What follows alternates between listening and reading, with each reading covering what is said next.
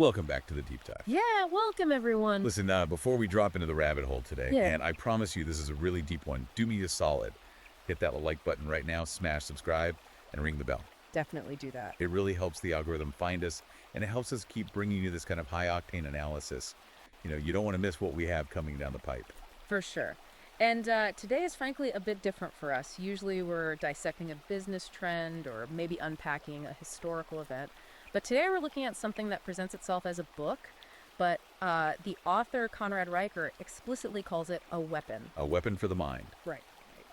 We are diving into a text called Knowledge Acquisition, Continuous Strategic Reflective Learning, and Integral Theory by Conrad Riker. It's a mouthful. It is, but don't let that academic title fool you. This isn't some textbook for a liberal arts class. Not at all. This is a field manual. Riker wrote this specifically for the red-pilled manosphere. You know men who look at the modern world and see what Riker calls a cacophony of emotive drivel.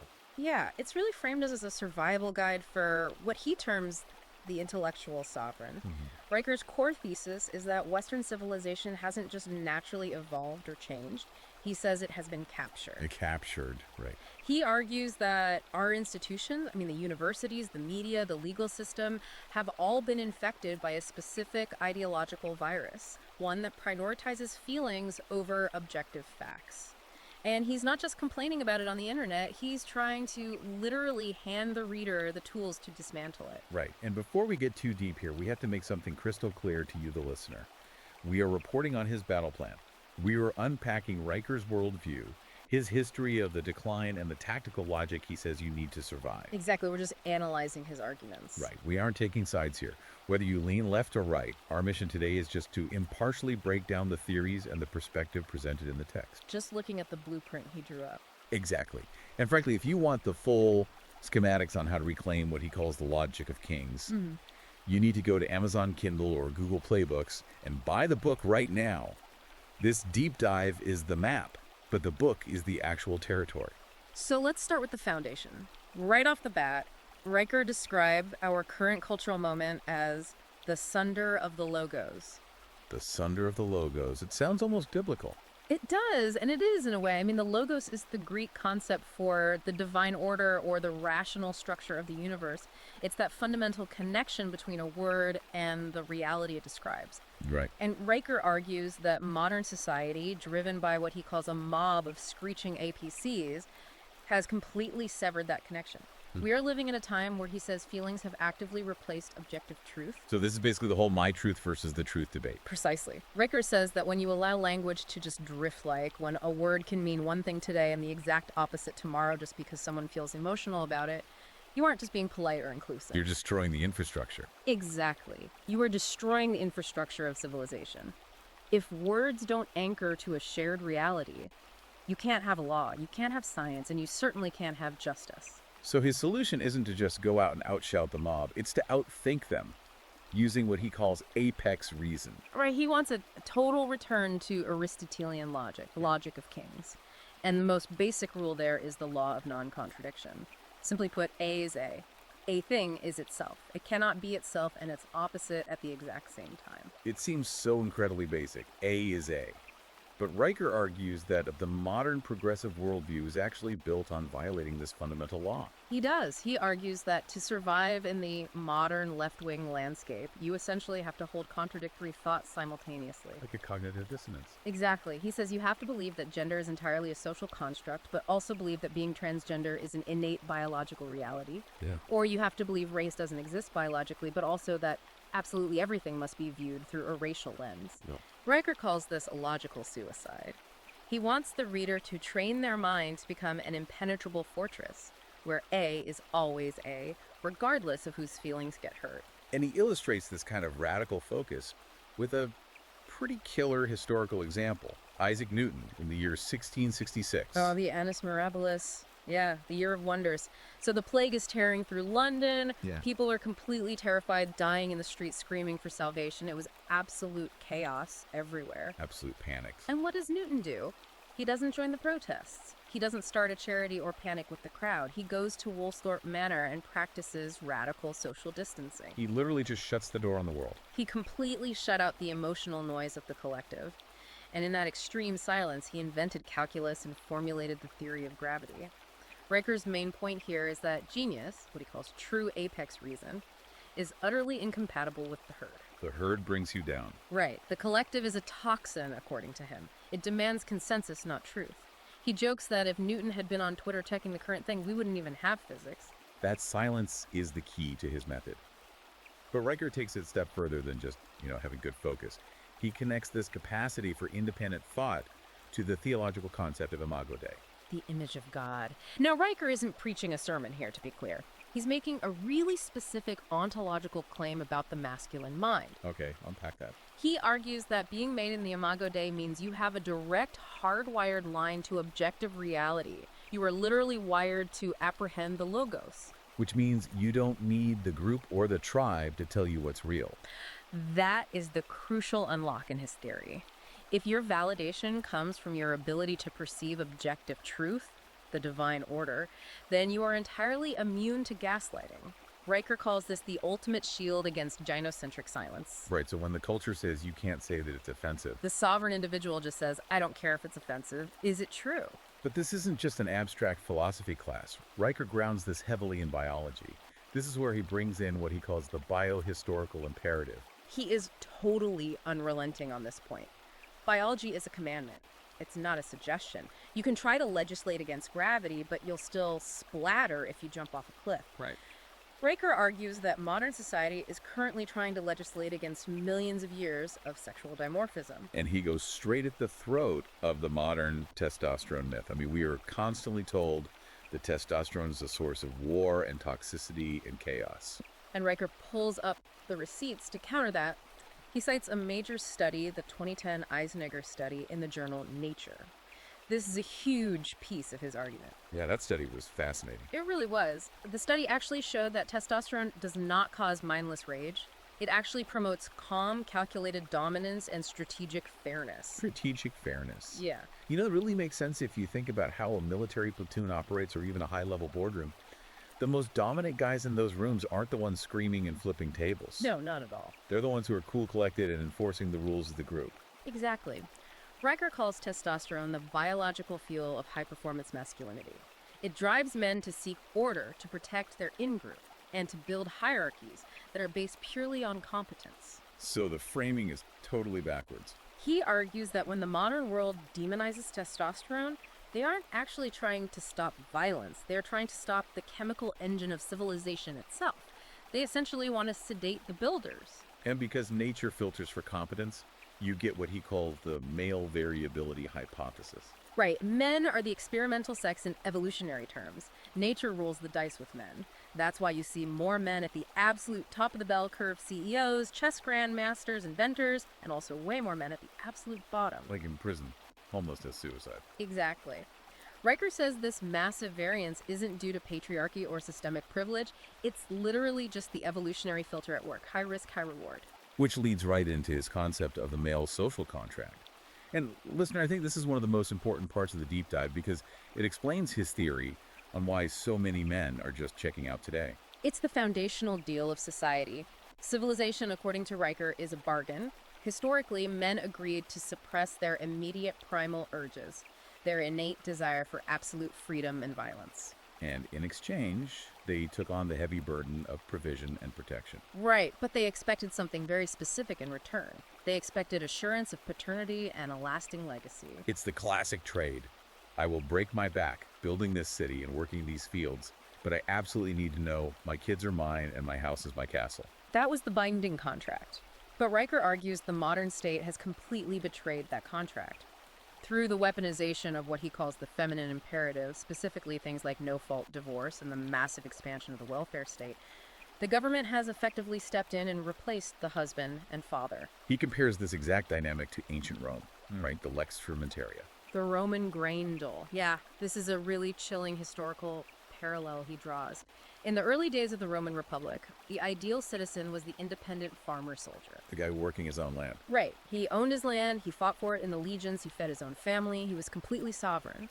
But then politicians realized they could secure power by offering free grain to buy votes. Free stuff for votes. Literally a tale as old as time. It is, but look at the psychological shift that happened. That fierce independent farmer eventually abandoned his fields to move to the city and just live off the government dole. He went from being a proud producer to a dependent client of the state. He traded his sovereignty for a loaf of bread. Exactly. And Riker says we have done the exact same thing in the modern West. We heavily tax the productive men to subsidize a massive bureaucratic system that makes those very same men socially obsolete. And when a contract is broken that badly, the other party is eventually going to walk away. Enter the Soshoku Danshi. The herbivore men of Japan. Yes. These are the millions of guys who have just stopped. No dating, no marriage, no desperately climbing the corporate ladder to impress anyone. And the mainstream media usually paints them as just losers or guys addicted to video games who can't hack it. But Riker says no, you have to look closer at the incentives. This is a highly rational economic decision. If the legal systems are set up so that marriage is a massive liability, where a guy can lose his house, his savings, and access to his kids on a total whim, and the culture simultaneously tells him his masculinity is inherently toxic. The math just doesn't work. Right. The cost of entering the market vastly exceeds the potential reward. It's basically a strike. It is a general strike of the producers. Riker argues that when men realize the game is fundamentally rigged, the only winning move left is not to play. They retreat, they minimize their tax footprint, and they essentially let the system collapse under its own bloated weight. Okay, so if this is the state of play, how does he say we got here? Riker clearly doesn't think this was just some historical accident. He points the finger directly at a very specific group, the Frankfurt School. Yeah, he views them as the architects of what we now call cultural Marxism. To give the listener some background, we're talking about the Institute for Social Research back in the 1920s, right? 1923 in Germany. These Marxist intellectuals realized that the traditional working class revolution just wasn't going to happen. The Western capitalist economy was actually doing too well, raising living standards. So they shifted the entire battlefield. Exactly. If they couldn't seize the factories and the means of production, they decided they would seize the culture and the institutions of knowledge. They completely moved the fight from economics to identity. Riker specifically highlights a guy named Herbert Marcuse and his highly influential concept of repressive tolerance. This, according to Riker, is essentially the operating system of the modern left. Repressive tolerance. Explain how that works. Well, Marcuse argued that to create a truly liberated society, you actually have to be aggressively intolerant of the intolerant. You have to suppress right-wing or traditional movements to protect the oppressed. Which sounds kind of nice on paper, until you realize they're the ones who get to unilaterally define who is intolerant. Bingo. Riker argues this exact essay is the literal blueprint for modern cancel culture and hate speech laws. It gives the institution the absolute moral license to silence anyone who defends tradition biology or the logic of kings by simply slapping a label of hater on them. It weaponizes empathy. It totally weaponizes empathy. This plays right into what he calls the gynocentric inversion, swapping out the father archetype for the mother archetype. Think about what those archetypes represent historically. The authoritarian father represents rigid law, strict boundaries, stoicism, and doing what is absolutely necessary, even if it's incredibly painful. Building roads, bridges, fighting wars. That's classic father energy. Right. While the nurturing mother archetype represents immediate safety inclusion and making absolutely sure no one feels bad or gets left out. And Riker says we've essentially let the nurturing mother archetype take over the entire apparatus of the state. We now prioritize safetyism and emotional comfort over actual competence.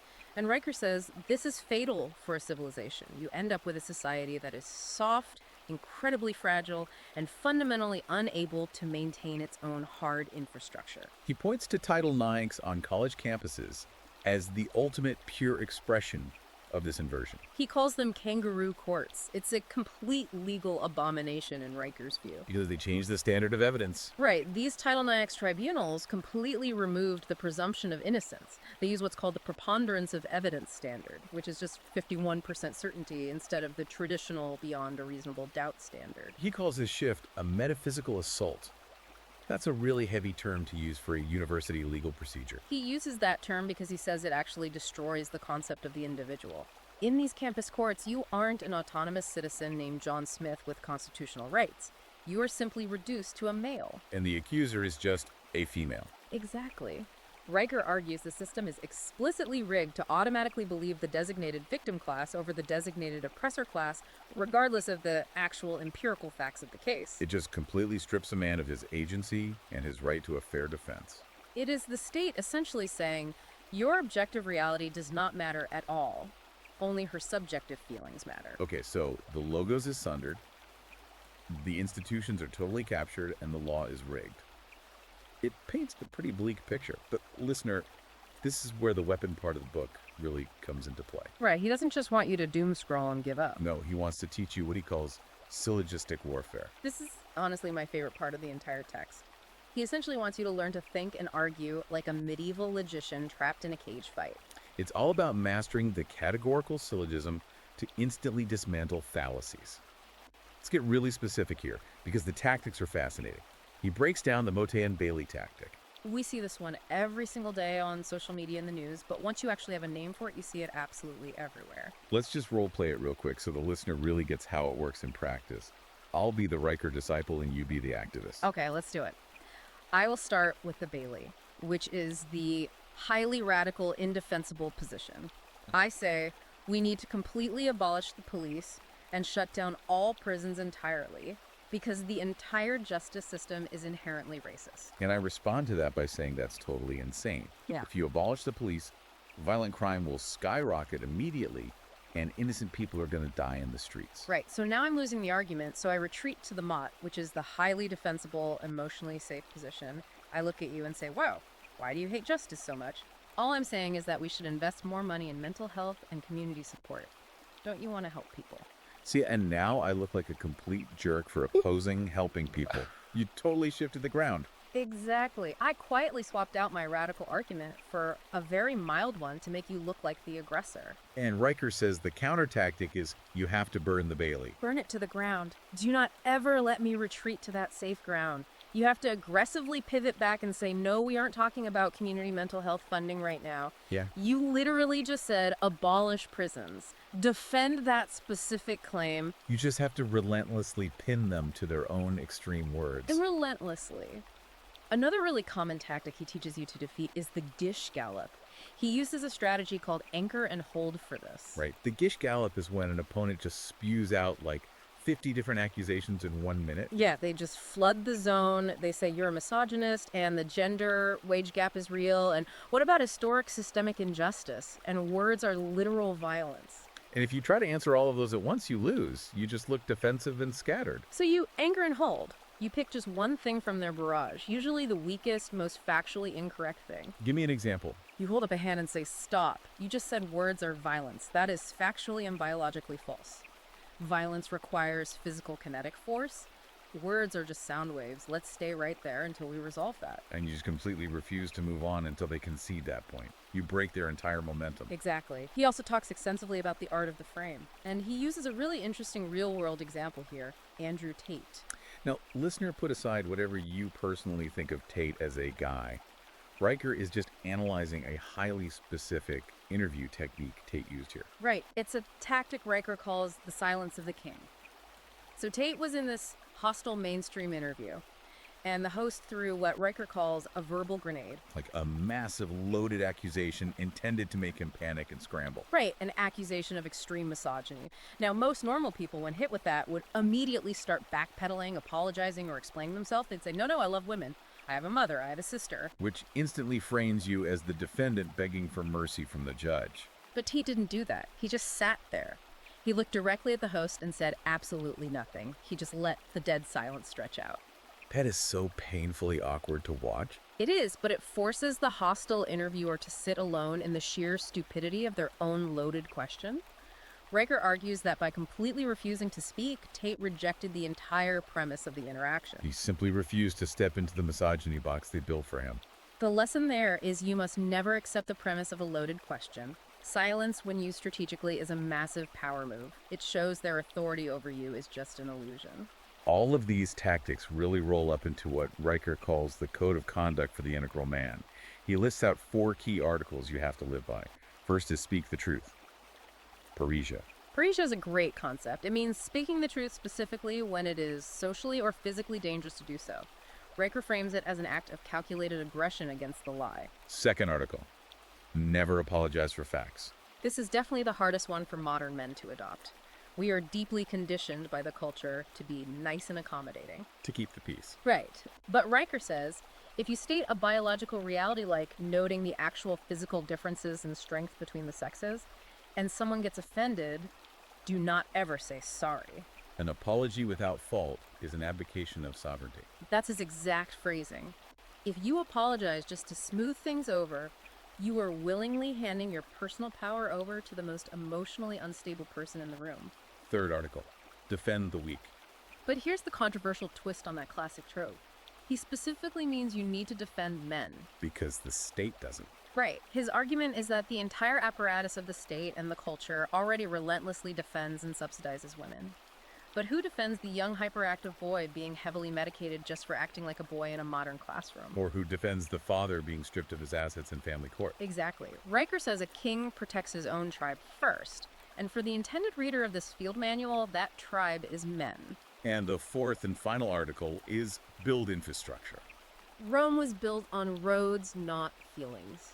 Riker absolutely despises the black-pilled doomers who just sit online and complain about the collapse of the West. He wants actual competence. He demands it. He says, learn the law, learn how to physically build a house, learn to grow your own food, learn to code and build parallel digital networks. Competence is the only real authority that matters. If you can't actually build civilization, you have zero right to complain about it collapsing. Which perfectly brings us to his final vision for the reader, the Renaissance of Kings. It's a call to elevate yourself to a philosopher king. Now, he doesn't necessarily mean ruling a literal nation state. He means ruling the micro-state of your own life with absolute authority. Riker wants you to build an internal mental fortress where the logic of kings reigns supreme over everything else. So when the outside world is screaming and protesting, when the media is actively lying to you, when the corporate HR department is threatening your livelihood, You are completely unmoved. you are indifferent to the shrieking of the possessed. You operate entirely on the frequency of the logos. In a world of emotional children, you become the adult in the room. It is a massive, completely uncompromising vision. And look, listener, we have barely scratched the paint on this thing today. We talked a lot about the tactics and the mindset, but the actual historical depth in this book, the deep breakdown of the legal codes, the really specific philosophical arguments, it is incredibly dense and rewarding. Yeah, if this conversation fired you up today, if you feel like you've been searching for the manual to finally understand why the world feels like it's going crazy, you absolutely need to go straight to the source material. Absolutely. Stop what you are doing, go to Amazon Kindle or Google Playbooks right now and buy Knowledge Acquisition, Continuous Strategic, Reflective Learning, and Integral Theory by Conrad Riker. It's not just a book to read once and put on a shelf, it's the ammunition you've been looking for. And if you want to follow the author's ongoing war against emotive drivel, you need to follow at Conrad Riker at Substack. That's at Conrad Riker on Substack. The war for the mind isn't coming. It's already here. You really better have your weapons ready. I couldn't agree more. And before we go, I'm going to leave you, listener, with a challenge inspired directly by Riker. We spent a lot of time today talking about the sunder of the logos, right? Yeah, language severed from reality. So try this. Just for the next 24 hours, try to speak only the absolute objective truth. Oh, wow. No social lubrication, no polite little nods to things, deep down or biologically or logically false. Just speak the logos. Honestly, that sounds genuinely dangerous in today's climate. The truth usually is. See what relationships and assumptions crumble around you, and then see what is actually left standing when the dust clears. That's a great challenge. Thanks for listening to this deep dive, everyone. Make sure you like and subscribe to support the mission. Check out the book on Amazon or Google Play, and we will see you on the other side.